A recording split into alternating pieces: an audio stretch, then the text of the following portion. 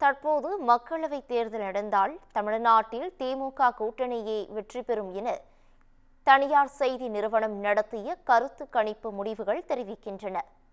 தமிழகத்தில் சட்டப்பேரவைத் தேர்தல் நடைபெறவுள்ள நிலையில் தற்போது மக்களவைத் தேர்தல் நடைபெற்றால் முடிவுகள் என்னவாக இருக்கும் என்பது குறித்து தனியார் செய்தி நிறுவனம் கருத்து கணிப்பு நடத்தியது. அதன்படி 350 இடங்களுக்கு மேல் பெற்று பாஜக மீண்டும் ஆட்சியமைக்கும் என்றும் காங்கிரசுக்கு 80 தொகுதிகள் கிடைக்கும் என்றும் முடிவுகள் தெரிவிக்கின்றன.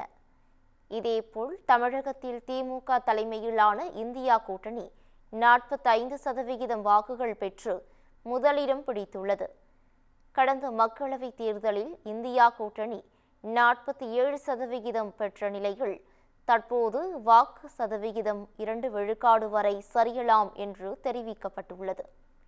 மேலும் தேர்தலில் தனித்து போட்டியிட்ட அதிமுக மற்றும் பாஜக கூட்டணி இணைந்து 41% வாக்குகள் பெற்ற நிலையில் தற்போது இரு கட்சிகள் இணைந்து தேர்தலை சந்தித்தாலும் அதன் வாக்கு சதவிகிதம் 33 விழுக்காடு மட்டுமே இருக்கும் என்று கணிக்கப்பட்டுள்ளது.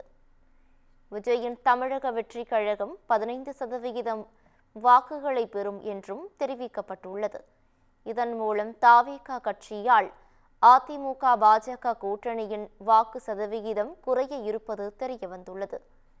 சட்டப்பேரவை தேர்தலிலும் இதே முடிவு எதிரொலிக்கலாம் என்று அரசியல் நிபுணர்கள் தெரிவிக்கின்றனர்.